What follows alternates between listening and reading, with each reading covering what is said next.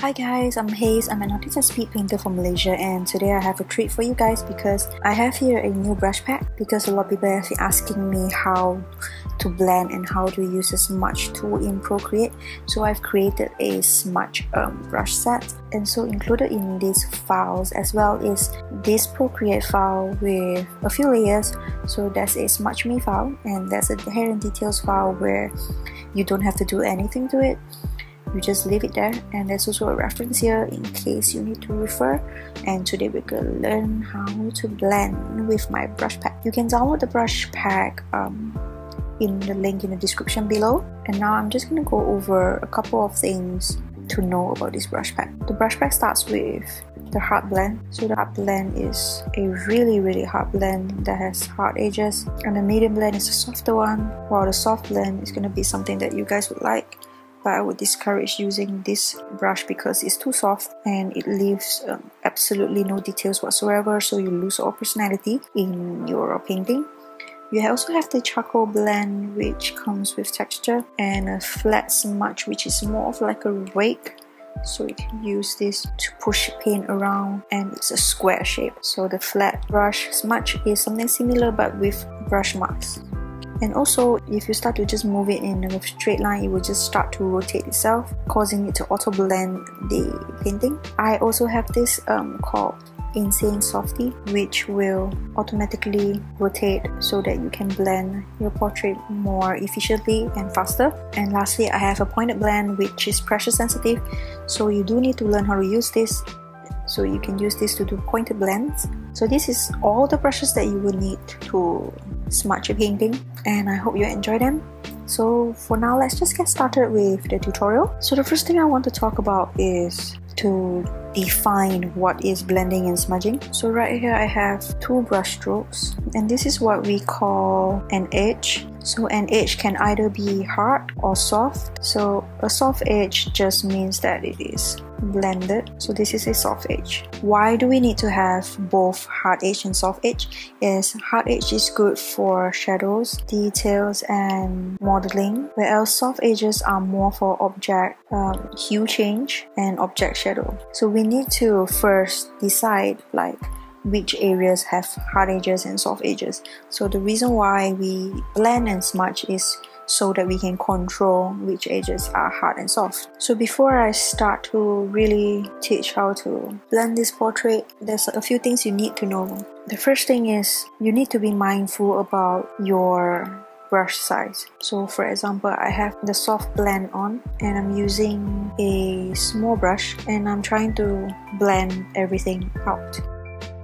So as you can see, there's crazy lots of brush marks going on and it gets very messy. I'm trying to fix it but I can't. So this happens because I'm using a brush size that is too small, so you get a result that is very patchy and very messy. So the way to fix it is really simple. You just increase your brush size. So once your brush size is big enough, you can do the blending while retaining the details and also create a blender effect. So if your brush size gets too big, details get lost. So you need to know what brush size to use. Usually I will pick a brush size that is the size of the brush mark that I want to blend. Like for example, this here is this size, so I'm trying to make it smaller to match this size. So this is a good size, so I can just push it like that, and then just one stroke is enough. Use as little strokes as possible and you will be able to get a smooth, effective and efficient blend without losing a lot of details. I still have the color here and the color here and the color here that is all different, but now they are all blended and I did not lose any of them to a blur effect. So anytime that you find that you're losing details, you have to just lower the brush size to match the size of the stroke that you want to blend. The second thing that I want to talk about is the direction of your blend. So this is applicable in parts where you want to retain hard edge. For example, the nose here, it would be bad if this area here is blended, because that will mean that her nose is completely flat. We need to retain this hard edge here. So for that, we need to think about the directions of where we are blending. So first, I am choosing a size that is correct with this, and I am retaining this edge. With every stroke that I'm doing, I'm changing the brush size to match the stroke that I'm going to blend. So this way it will look a lot neater compared to if I just start pushing paints around in all sorts of different directions and we start to lose the modeling of the whole painting. So the reason why we have to mind our size and direction of our brush strokes is first for retaining the shadows and the modeling of the subject matter. Like for example, the shadows are here, so we want to make sure that the edges are really hard for these areas, whereas out of these areas it can be a little bit soft. It doesn't matter as long as it is obvious that the cast shadow is hard edge, then the painting will look reasonable. Like for example, this here would have to go down. So right here I have this painting that I've already done in hard edge of Billie Eilish. So this painting is done everything in hard edge, and now we can use a smudge tool to smudge the edges to create soft edges. So when we are smudging this portrait, we are deciding which edges to keep hard and which edges to keep soft. So this is actually a subjective preference, but it has to be based on theory as well. So like I said, cast shadows has most usually are hard, like this part. These are cast shadows, and then details like the lashes, eyes, these are usually hard edges. Of course the hair, and then certain parts, certain details as well that are hard edges. Then apart from that, you can also turn certain edges like this kind of edge to hard edges if you want, and that is depending on your preference. But usually most of these details in red are kept hard edge, maybe this, depending on what you decide. I want to talk about which smudge brush we are going to be using today. So like I said, there are a lot of brushes here for you to use, and of course the softer the brush is, the easier it is for you to blend and smudge the painting. So today, because we are going to learn about smudging, we are going to use the most difficult brush to do our job, so that we'll learn more. The painting smudging with flat smudge. If you can control the smudging with flat smudge, you will be able to use any of these brushes to smudge and you can get a good result. So because this smudge tool is very stiff, very hard, it's very unforgiving. If you just make a mistake, you lose details, or you have marks that you don't want, it will create that very easily. So if you can control this brush and still retain the details of this portrait, you will be able to use any of the other smudge brushes in this brush pack already. So let's get started. So the first thing we want to look at are the biggest areas. If you have trouble deciding where to blend from, you can always just look at the reference, which is here. Just turn it on, and we're gonna blend the forehead first. So here I'm deciding to push the mid-tone into the highlight, or instead of pushing the highlight out.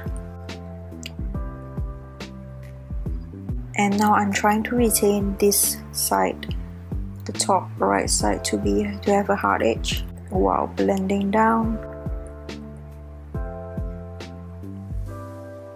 So for this part of the blend, I'm just going to make sure the size of the brush is small enough so that I retain the detail here.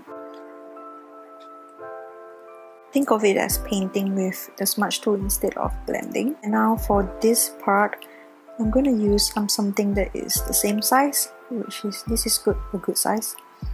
So I'm just going to do a simple blend. This is definitely not a easy brush to tame. So you always have to constantly decide, am I pushing here out or here in? Like you're always blending between two sides, A and B. You have to decide whether A goes to B or B goes to A. And you decide that by looking at the reference picture. So now we're going to move to the cheek. I'm still having an appropriate size, I just need it to be a little bit smaller, and I'm going to push this up this time. I'm using quite a light pressure. And for this part, I've decided to push the light into the dark. Once I have something like this, I know I need to blend the cheek blusher down a little bit more. So I'm just gonna pull it down, but it seems like I need 2 strokes to get both of them to come down, so that's why I'm gonna increase the size of my brush. So because this brush is completely hard, there's no soft edge, you just need to plan again and again which part goes to which area. Will you still be able to retain the modeling if you push the paint to another area? So for here, I'm trying to avoid the cast shadow so that I don't soften them. I'm just working within the light area.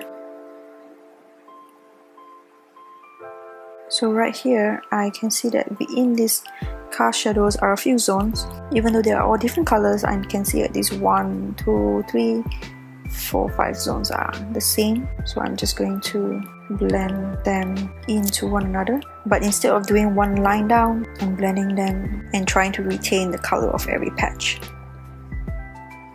Then we're going to clean up the edge.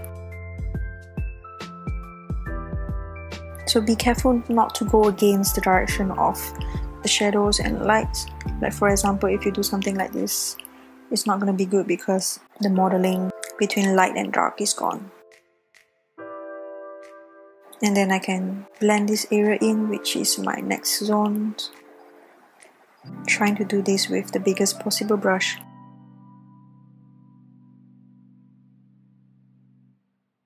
You have to be careful in areas like this where light and dark meet, because this is the hardest parts to blend, because you need to decide constantly the directions, the size of the brush, and how do you make the edges soft or hard.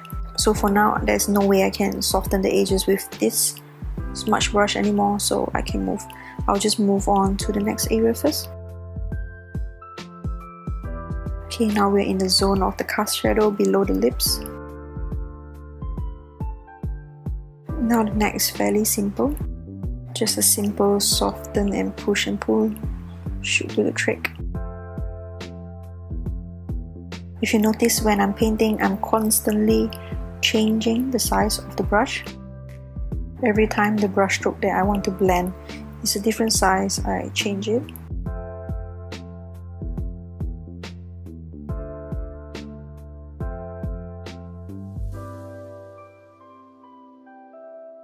Try to identify zones of shapes that belong together and then soften these edges.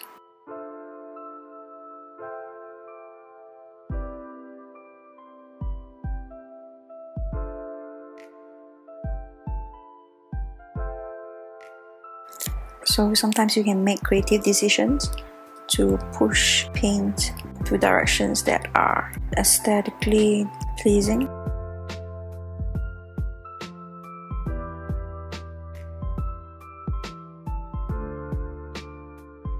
So for example, these parts, you can just push them so that they have an up-down motion.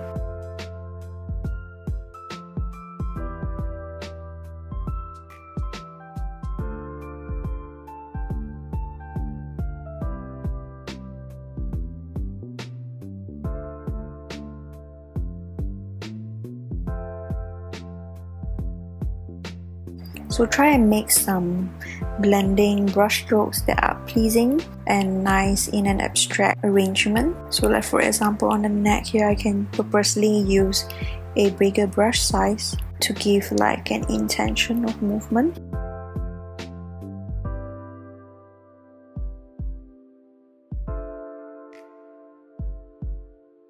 And that is only possible after you blended all the small details.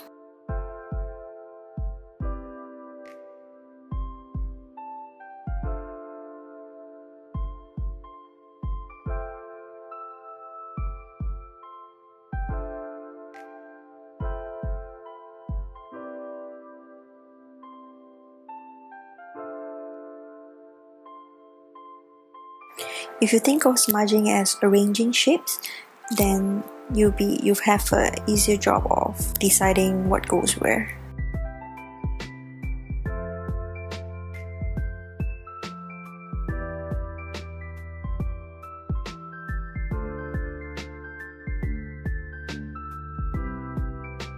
For small details, you have to be even more mindful about your directions and the choice of size.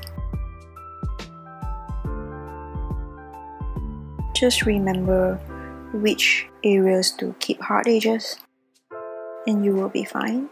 So like this whole zone here is supposed to be under the cast shadow, so they are not supposed to be separated with hard edges, but yet they have to be identifiable as individual color patches.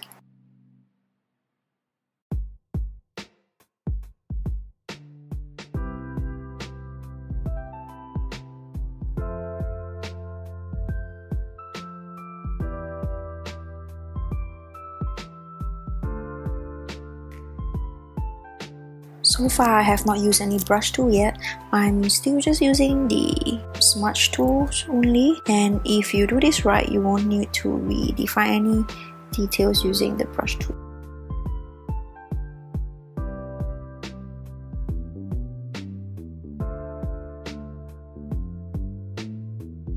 When things get a little bit patchy, just change to a bigger brush size and clean up the edges.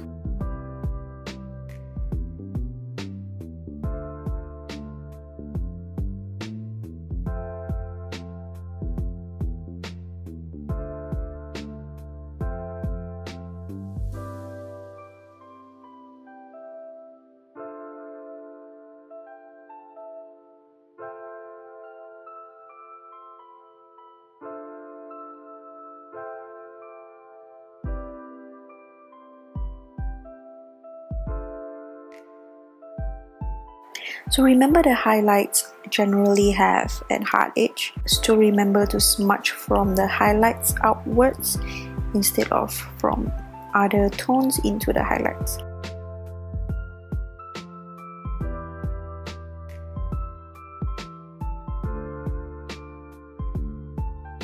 So at this point, there's nothing much I can do to the face anymore with this smudge brush.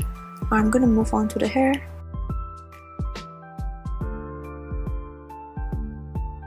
And for the hair, I'm avoiding all the deep shadows. I'm just trying to blend the mid-tones together.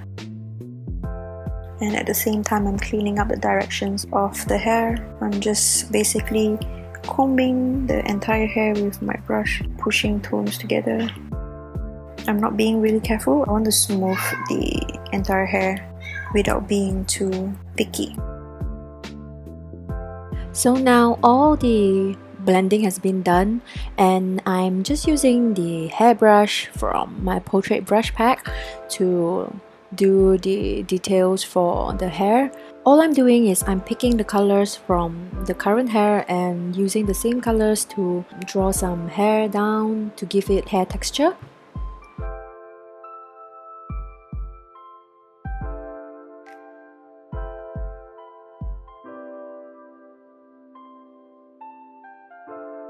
And now I'm switching to the Freestyle Featured Highlights brush from my glitter brush pack to put some highlights all over my portrait. Here's a tip that I've learned recently. If you do your highlights on another layer with this brush and the brush is set to the blending mode Add, the color that you chose, it will show up as a rim around the highlight. So it will just be white in the center, and then around the white would be the color of the highlight that you choose. To make use of this effect, it is very important that you choose the correct color when you're doing the highlight so that you can accentuate the mid-tones underneath the layer.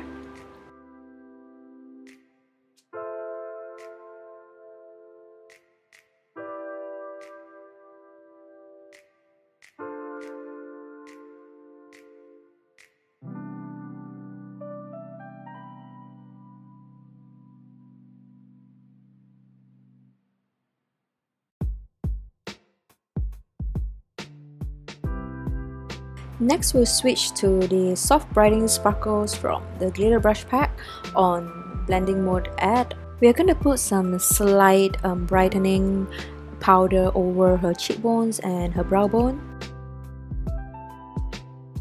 And now we'll switch to the Soft Brightening Glitter because it has a softer edge, and this would also give the same effect, but it's easier to control.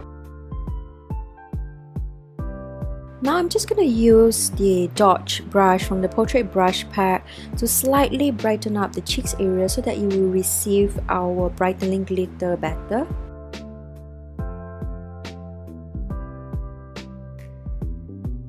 Back to using the soft brightening glitter brush, I can now add the effects on her cheeks and have a more natural results now that I've brightened the area a little bit.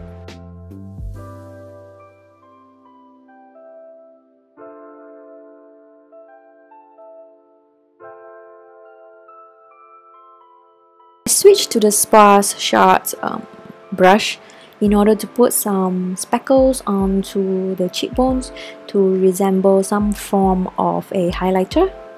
It's time to manually put some highlights using the Featured Highlights freestyle brush, and I'm just going to do all these highlights on a new layer so that the rim color of the highlight will show through for the effect. And lastly, I just want to adjust the curves for this image and make it a little bit darker. I don't want it to look very different from the photo because this is a smudging tutorial, not a concept portrait tutorial. And because this was created using just smudging, so there's not a lot of textures going on for the skin, and I'm just going to compensate that by giving it a noise filter, so this will add realism to the portrait. Okay guys, thank you so much for watching my blending tutorial on Procreate. If you have any questions, please comment below. I will try and answer most of them. And also subscribe to my channel, follow me on Instagram, and see you next time. Bye!